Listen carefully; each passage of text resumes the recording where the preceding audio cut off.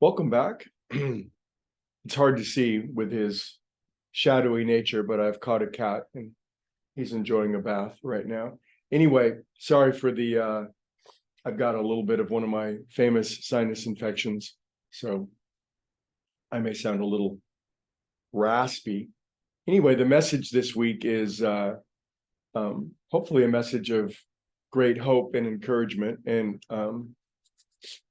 I don't want to sound evangelical by any means or orthodox in a religious sense, although that's fine. I have no problem with that either. It's simply this concept of a willingness to invite infinite power into our finite lives, I guess you might say.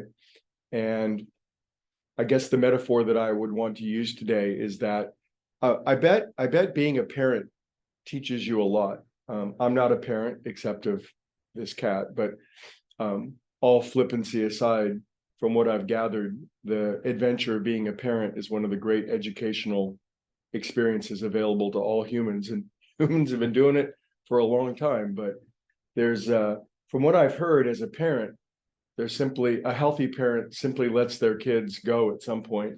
They just have to let them go do what they're going to do. They got to let them go experience life, experience their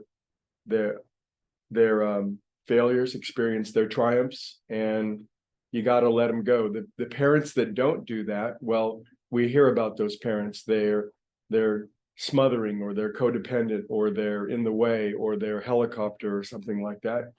And of course, one can understand the motive to doing that, how precious your kid is. But it seems as though a truly healthy and functional parent lets their kids go bang it up in the world a little bit. And all of you who are parents, we were all kids at some point, and we know there's a phase at which we just have very little interest in the input of our parents. There's just that individuation stage where we have to go out into the world, and the last person or persons we want to learn something from is our parents.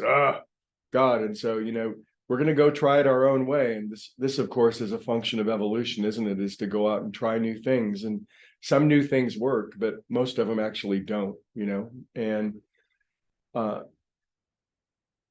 point of all this is that the willingness of the parent to help their kid when they do ask.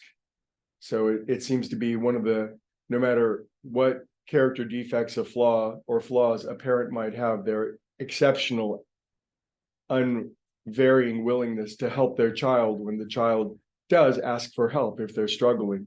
And so I'm using that metaphor because in spirituality, a deep tenet of spirituality, if you boil it down, is that we're children of the universe, so to speak. We are offshoots of the infinite. We are the offspring of infinite consciousness. And so many great spiritual masters have spoken of the relationship between spirit and humans as that between parent and child.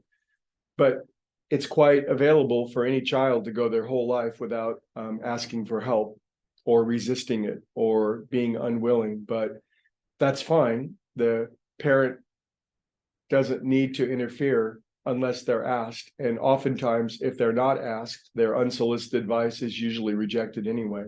But when the child does come with humility, willingness, open-mindedness, and if they've been beaten around a little bit, the boy is the parent ready to come in and help. So that's the topic of this week, is this internal humility, open-mindedness, willingness to ask the universal parent, so to speak, to help us out, especially where we're struggling or can't seem to make it on our own.